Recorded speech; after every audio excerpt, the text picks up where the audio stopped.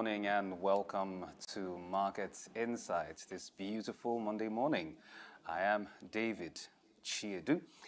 This beautiful morning on the program, we're talking about the myriad of opportunities that abound in Nigeria's solar energy market, and we will delve deeper into the conversation very shortly, but not before we take a look at the stock market report for the previous week. Now, at the end of the weekday trading on the NGX, that's the Nigerian Exchange Group, a total of 477,443,740 shares in 9,529 deals, corresponding with a market value of 168,013 were traded, compared with the previous NGX trading day, Thursday, August 18. Friday's data shows 21% decline in volume, 41% decline in turnover, but 5% improvement in deals.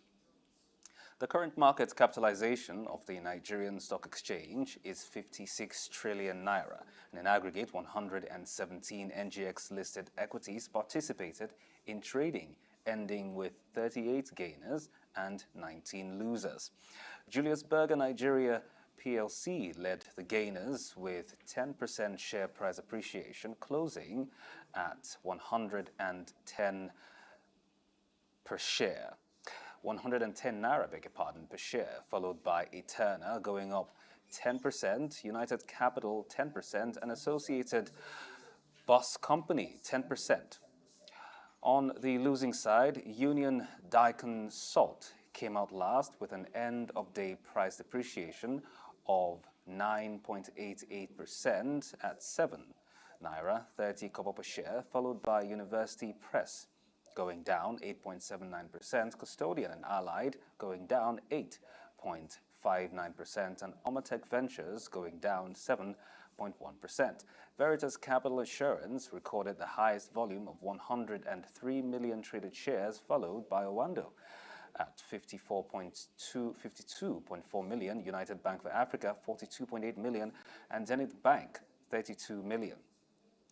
Regarding the performance of the NGX market indices, the benchmark NGX All-Share Index climbed 475.85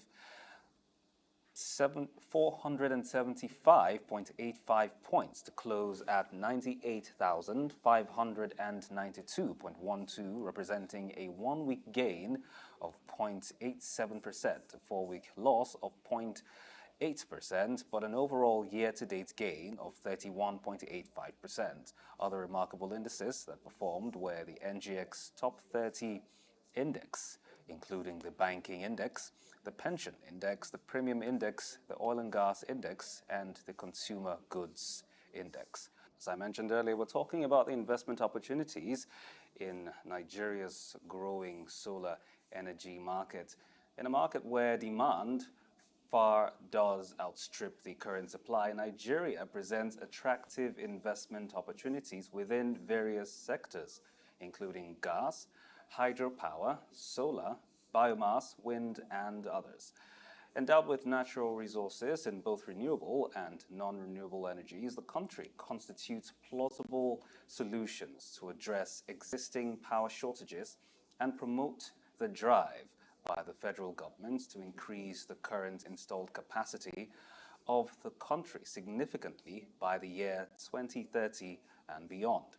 Now, with the country's energy needs growing on a daily basis, solar power presents a sustainable alternative to traditional energy sources. However, the high upfront costs of solar installations have deterred many potential adopters. For investors, the potential returns are substantial and opportunities exist across the solar value chain, from manufacturing and installation to maintenance and off-grid solutions. On the program this morning, we discuss how this sector can be harnessed to meet Nigeria's growing energy needs and foster economic growth. We're being joined this morning by Mr. Paul Adebowale Adebayo. He's with me in the studio this morning. Good morning, Mr. Adebayo. Thank you so much. You're Thank you welcome, for joining sir. us. We're also joined virtually on the program today by Mr. Adesola Fagbemi, Esquire. He's a policy analyst. Mr. Fagbemi, if you can hear me, thank you very much for joining us. It's a pleasure being here. Good morning, David. All right, we're going to start with you, Mr.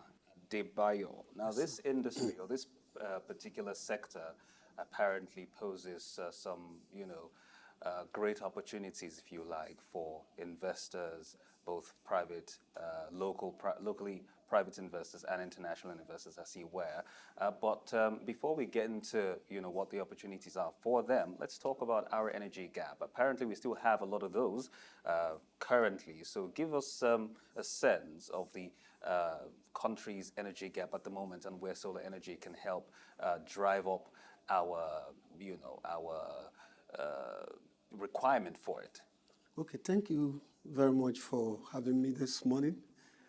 I felt it's a privilege to share some of the experiences we have had in the past sector. I think I've spent more than 30 years in the past sector, worked with hydropower stations, steam power stations.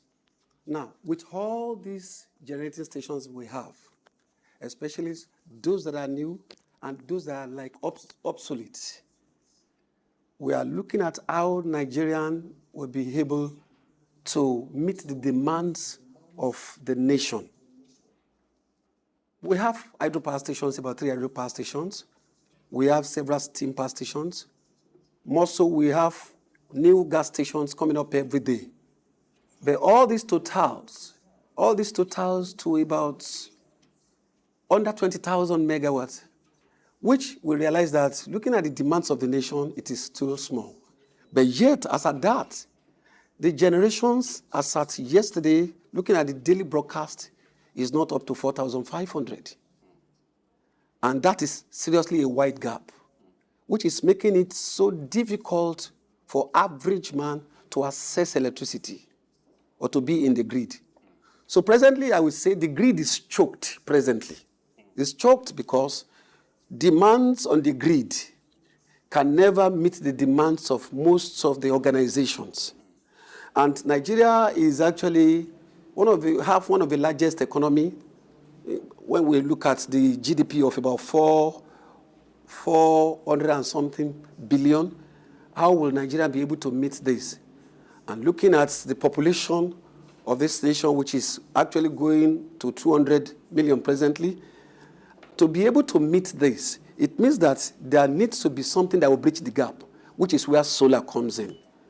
Apart from that, the solar system has several advantages, which we know that most of these energies can never produce. Like we're looking at the cleanliness, the environment, these are some of the basic things that we're battling because the emission systems of all the other energies, it's a threat to the nation, basically. Like the NOx emission, like the carbon dioxide emission, which basically is missing in solar. So if we're able to bring in solar at this point, definitely Nigeria will be smiling soon. Now, that's clean energy, apparently, and it helps our transition to cleaner energy goals for the coming decade, as you were. But as you mentioned, there are still some loopholes in there. One of it being affordability. I know that some stakeholders or some players use some financing models or some affordability mechanisms, so to speak, so that the consumers will be able to afford them, one of which is energy as a service, a model that allows clients to pay for they use rather than the overall installation cost. Models out there that can be employed by the players in the sector so that, people like who is a consumer can afford to, because we know the state of power in the country right now, the prices have gone up even almost twice as the Yes. twice the amount previously. So the veritable alternative at this point in time could be to go the way of solar or other forms, but that issue of affordability still is a problem. So for stakeholders or players in the sector, how can they make this accessible, or how can they make this affordable to consumers like me, so that we can also be part of it, be part of that, or take advantage rather of that particular option? Okay, this is where the federal government needs to come in, especially the policy makers and the regulators. In the main power sector, we have Nigeria Electricity Regulatory Commissions, who are some of the policy makers that regulate what is actually going on, and the BPE, most of them that are policy makers. I want to believe that they should be able to come in, especially on behalf of the government, to be able to help the common man in forming a policy that is going to help the common man to enjoy the solar energy. Do you understand what I'm saying, sir? I do. So this is actually the reason why the ball will be thrown back to the government of the day to be able to help us, especially in forming a policy. In what ways? What sort of policies? Can you be specific? Yes, actually, it's going to be the policy that is going to eventually help the common man to be able to access the solar, importing solar, because we are looking at if they have to start importing. Basically, there are lots of things the common man will enjoy, will benefit from. And when they are bringing in solar, when they are importing solar, there are several benefits that even the nation itself will enjoy. Number one, the tax.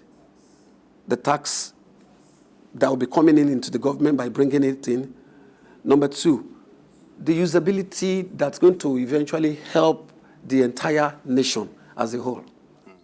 But I'm still curious as to the particular policy that you intend to, because talking about the government, creating or putting out policies that would help, surely there should be specifics, because I do know that there is a drive to make sure that we latch onto the renewable energy market, as it were, in the country through the renewable energy funds by the federal government, one of which gives grants, low interest loans, as well as tax holidays to some of these players. So is that what you're talking about, or are there other policies? Yes, that's actually the policies. Tax holidays is part of the thing we're talking about. It's actually normal, which is one of the things I believe the government have taken the right steps to be able to offer to the nations. Okay, Mr. Fagbemi, can you hear us? Are you still with us? With you. Let's bring you into the conversation now. We know that the government so far, just as I was talking about with Mr. Adebowale, they've enacted some policies with regards to our renewable energy drive 2030, as you were, one of which I mentioned is the Renewable Energy Fund, which includes tax grants, tax holidays, beg your pardon, grants, and then low interest loans and all of that to stimulate investment in the solar energy market. In your view, how effective do you think these have been so far, if at all they have been? Thank you very much. I want to say this, that although there have been several national policies in this country that date back to the time of 2006 and 2005, but up till now, there has not been a concrete action plan on the ground.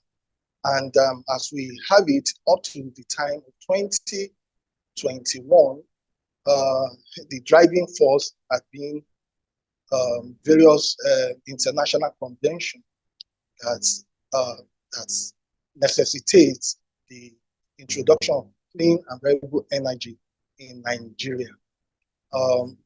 That brought about some enactment of law. Particularly, there is an act of the federal government, a legislative act on climate change act of 2021 that addressed that. It's one of those policy formulation. And if you want to go into the issue of tax, we cannot say effectively that we have an effective tax system that is investment friendly, because if you look at the previous administration that was headed by President Muhammad Buhari, there were a lot of kind of tax revolution that came on board, but they are not very investment friendly. Because you look at VAT, the issue of VAT was increased, capital gain tax is also increased. And if you look at all this, to marry everything together, you still know that we are lagging behind with respect to policy formulation. Because if there are new entrants into power sector investment, they are coming. You look at various institutions that are making things up, to happen with respect to entrenching and establishing clean energy in Nigeria or renewable energy. Look at the custom service, you see that they don't have a viable tax incentive that could allow importation of solar panel, and is affecting investment with respect to power sector. That's why the fact that in 2023, there is a recent enactment of law out of policy, because policy is just an action plan of government. It doesn't speak to the actual law, except if the policy is now reduced into law, then it has a force, or it has a legal backing and force of law, so to speak. So if you look at 2023 Electricity Act, Section 3 there talked about the government, various state governments, and the federal government having the right attitude towards bringing up the right policy decision. And if you're talking about the right policy decision, you'll be talking about tax incentive, tax holidays, you're talking about pioneer status. For somebody that is championing a new invention or a new investment, bringing new technology into the economy, you have to give them a pioneer status. And customer service, if you look at the tax incentive given, is not enough, so it's not investment friendly. Thank you, sir. Let's stick with the policy-making angle. I mean, we already know that the government has a particular drive in that regard, but there have been some administrative challenges and also a lack of implementation as well, which have stifled some of these policy-making efforts, particularly regarding the cost of importing, components and equipment in this regard. How do we tackle these, or how do we manage this? Thank you very much. I think we can tackle it if there's a price control and the issue of cost assessment and single. If you're talking about the kind of forex that are made available from the central bank, letting everything to flow the way it ought to flow in terms of importation. When there is availability of forex, and the standard for forex, you are not allowing the currency to fluctuate. And I think it's the duty of the CBN to do that, to ensure that there's no fluctuation in terms of the currency, because this alone can militate against whichever investor that want to come into the economy to invest. About price control, Mr. Fagbemi. In this regard, we know that it's a level playing field. Is there a chance that it would hurt the core essence of competition? I do know that in a manner of speaking, it's going to help the consumers, it's going to protect the consumers. But, looking at it broadly, I want to play in the field. My neighbor wants to play in the field. The other person wants to play in the field. Is there a chance that there will be some sort of, robbing Peter to pay Paul? That exactly, because if you look at Nigeria as we speak, there's a large demand for energy. And if you are talking of it from industrial perspective, if a nation is going to be industrialized, energy is key. And the consumer at the same time, from residential point of view, people who are to be beneficiary from these energy sources, if they don't have a regular power supply, that they can say there's a reliable power supply from time to time from various actors, various franchises that will be coming, because they will be competing because the last end is all about utility added on whatever investment that is being made.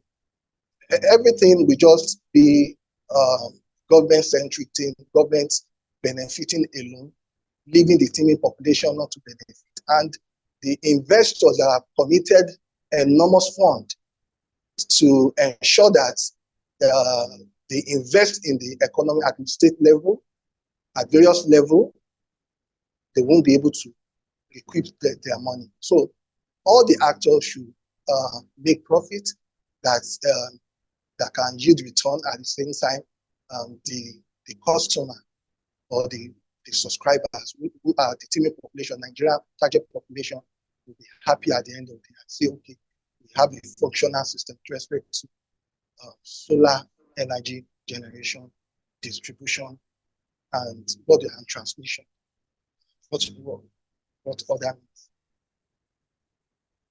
Thank you. Now let's come back to Mr. Adebayo. There have been recent, I wouldn't particularly say recent, but lately there have been, some drive or pivoting towards solar hybrid solutions, not just solar, but combining solar and other forms of energy, which is more or less gaining momentum at this point in time. So in your view, what are the benefits of, some of these solar hybrid solutions, and what challenges are there, in the landscape, in that particular landscape?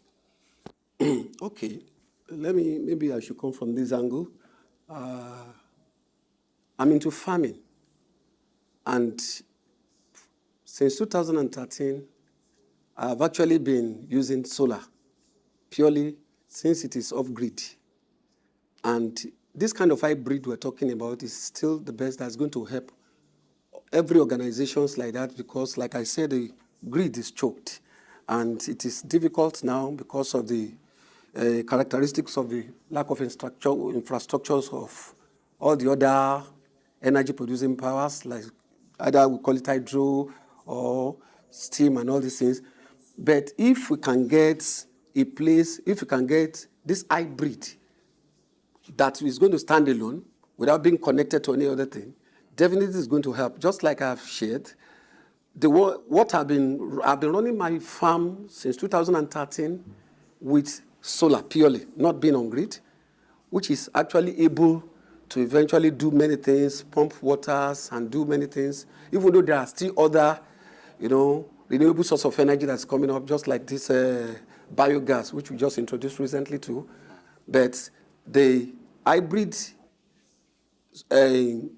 solar is a very good innovation that is going to help every other organizations. All right. Let's come back to you, Mr. Fagbemi. Can you hear me? Very well.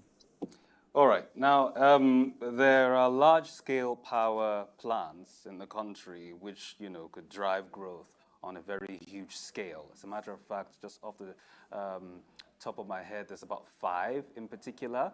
The Argungu in Kebbi State. There's one in Lagos. I forget the particular name. It has a Chinese name. There's one in Lafia, I reckon. There's another in Gombe and another in Jigawa. Now, all these 5 are, built to start in the coming years. The most recent being 2025. That's next year. Some others 26, others 27, and above. But mini grids, on the other hand, have been identified as important contributors to our energy needs. So in your view, what key considerations are there for investors who are looking to develop mini grids in the country, and how can these mini grids be designed in order to ensure long-term sustainability and viability in the sector? Thank you very much. As we all know that we have serious energy deficit in Nigeria, and it is disheartening that at this point in time in Nigeria, we are still struggling with transmission, generation, distribution of electricity.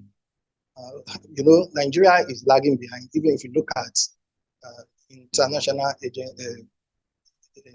Energy Agency, they said even in Africa, we have 78% opportunity with respect to accessing electricity through solar. Nigeria has just been able to access 1%, despite the fact that we have large power plants at various stations at various states. Up till now, we cannot say they are reliable. As we have it in Nigeria, as from between January to August of this year, the national grid had collapsed 5 different times. It is alarming. And with respect to franchise springing up to bring about the operation of mini grid. I think the very actual way to ensure that it work is having the right investment capability and technological know-how. Whichever investor coming must come with their technical know-how, while the policymaker will also make things work for them. Because red tapeism in Nigeria is a major issue with respect to people coming to invest at state level or from the private sector point of view to also augment the problem we are having with grid operation in Nigeria. If red tapeism can be addressed and bureaucratic bottleneck, and whichever investor coming on board, coming with technical know-how, right financial capacity, I think it will thrive and it will find a lasting solution with respect to our energy deficit in Nigeria. Tendencies for these sort of developments or initiatives to be very, very capital intensive. So in your view, what are the, funding methods are there or funding opportunities are there to help stakeholders be able to participate in the field? Earlier, you mentioned private sector participation. Taking that into context, or taking that into, perspective, how effective do you think it has been so far in our evolving solar energy market? I want to just chip this in that with respect to from the time of enactment of Electricity Act 2023 till now, to date, a year on, the private sector and the various states have refused or they have not done enough to take advantage of this enormous opportunity. Although it's a problem of, it's an initiative rather than problem of globalization and climate change, giving the government of the Federation the opportunity to go and amend the Constitution. And after the amendment, then the right policy framework was also drawn. But I want to say till now that nothing has been done, so especially with respect to private sector investment or investors coming into the system. But I want to say, on individual perspective, residents, people are, let me say, few subscribers are doing their individual subscription, buying solar panel and installing in their home. But from institutional perspective, we are talking about the state government making the right investment, setting up the right committees for the operation of mini grid. That has been absent. And I want to say particularly respect to the mini grid operators, what they could do to assess fund, as you rightly asked as a question. Back on industry could be approached even from within Nigeria to fund such projects. And state government can also approach the World Bank in terms of funding, because if you look at the issue of adopting clean energy in Nigeria, has to be with its international standard, and at the same time, it's capital intensive in nature. IBRD is also a bank that can also fund such capital intensive mini grid operations with respect to the state governments or within the 36 states of the Federation, if they want to take advantage of this and make it functional. So, Mr. Adebowale, before we went on the break, I did say that I was going to come to you for your thoughts on the same question that I had asked Mr. Fagbemi earlier with regards to the financing space or financing opportunities, beg your pardon, for stakeholders in the solar energy market space. He mentioned public-private partnerships as he were. So far, have we seen enough of that? If we have, has the efficacy been felt, or has it been effective so far? And what other options are there for stakeholders in the industry to access financing so that they can drive the collective goal of achieving, a boost in our renewable energy initiative? Well, thank you. We actually have not been seeing so much of private-public partnership, even though it's actually supposed to be the major way out of this. And the reason is the private organizations that we have to partner with the public have to eventually study the policies of the government and know the demands. And I know whether that organization is able to meet the standard of the policy that has been set, which is the first issue. That's the understanding and the awareness of the policy that the government will bring out for them to be able to partner with the government, which is for the public private partnership. Then the other aspects I want to talk about is the simplification of the obtaining permits. That is by the private organization. How will it be simplified? Because obtaining permits and licensing has lots of protocols that needs to be, cancelled. If the private organization will have to eventually partner with the government or with the public, if that one is addressed, if it is assessed and simplified, it will make it easier for the private organization to be able. Yes, we have loan guarantees, tax measures, we have asset, backed securities. But how easy is this? Because each of these deals with another institution, which is a banking industry.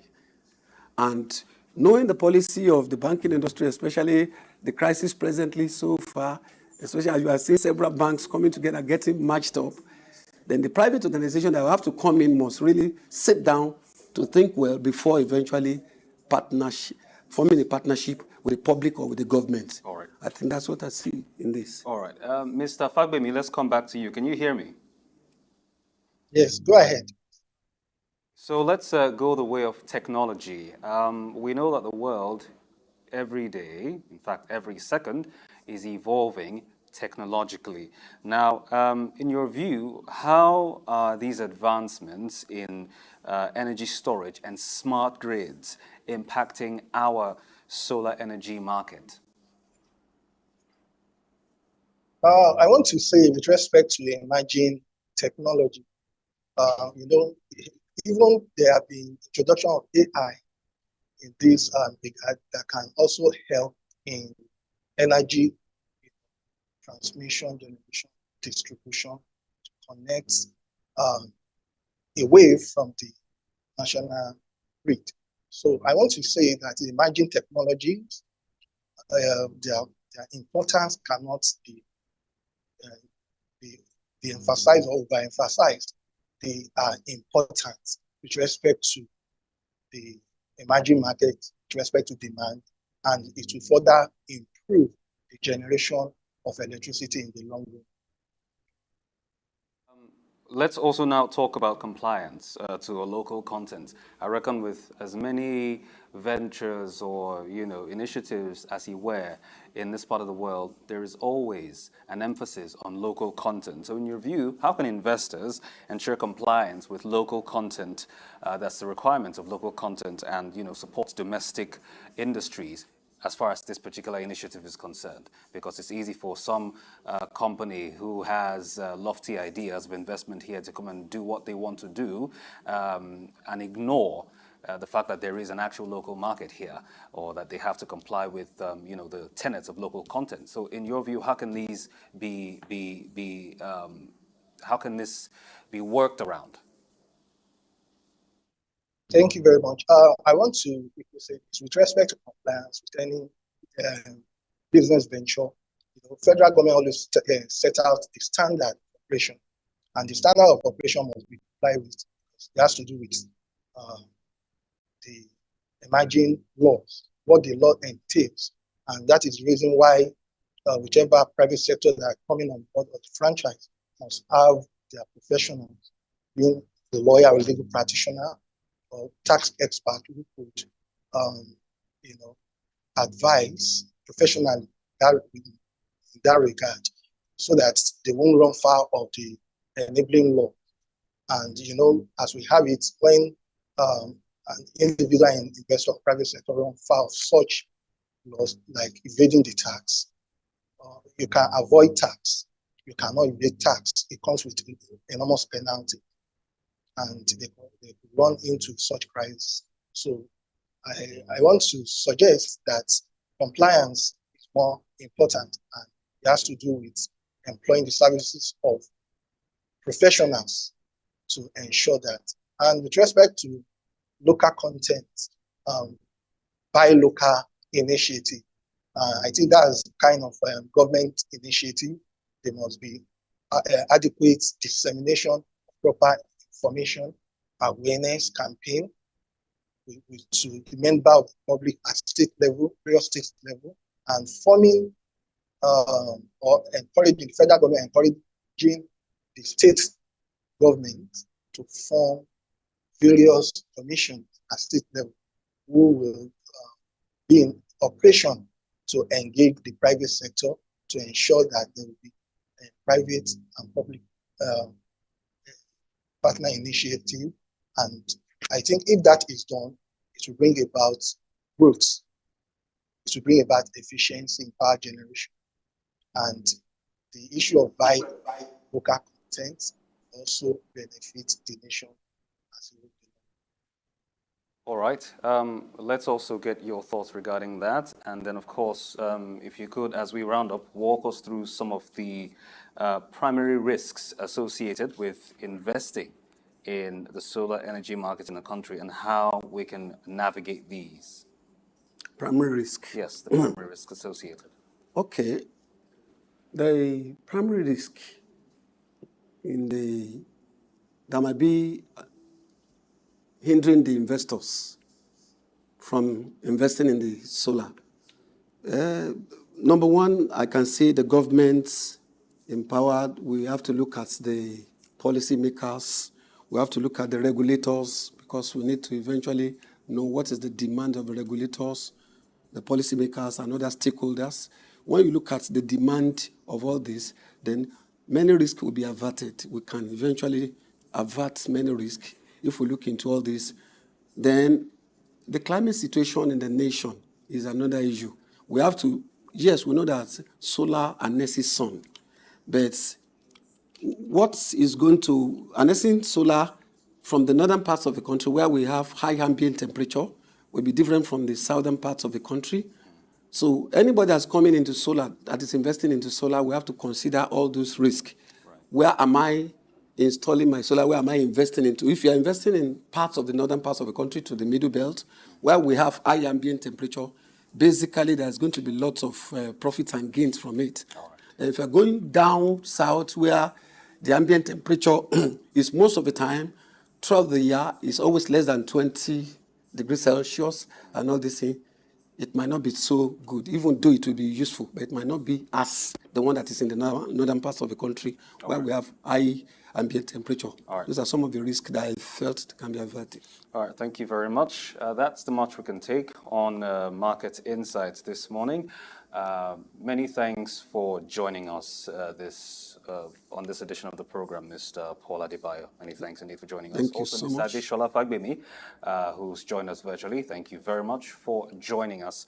In conclusion, essentially, we have a thriving and emerging solar energy market that could drive the country's transition to a sustainable energy future, contributing to economic growth and environmental conservation. However, there are a few impediments, or if you like, a few pitfalls along the line, or along the way rather, to achieve this particular initiative, because the drive essentially is 2030, and all of those, including the lack of implementation of policies and some risks involved, whether it's on the part of the investors and, on the other hand, affordability on the part of the consumers. All of these put together essentially has been agreed by both my guests can some way, somehow be circumvented by certain interventions by the government, as well as the infusion of private players in the field. So essentially, public-private partnerships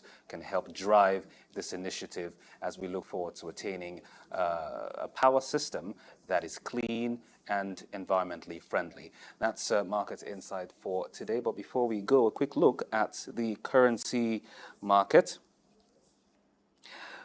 On the official market, the Naira is trading to the US dollar at 1,515 Naira, to the pound sterling at 1,964 Naira, to the euro 1,684 Naira, and on the parallel market, the dollar is trading to the Naira at 1,565, on the pound sterling 1,997, and the euro 1,708.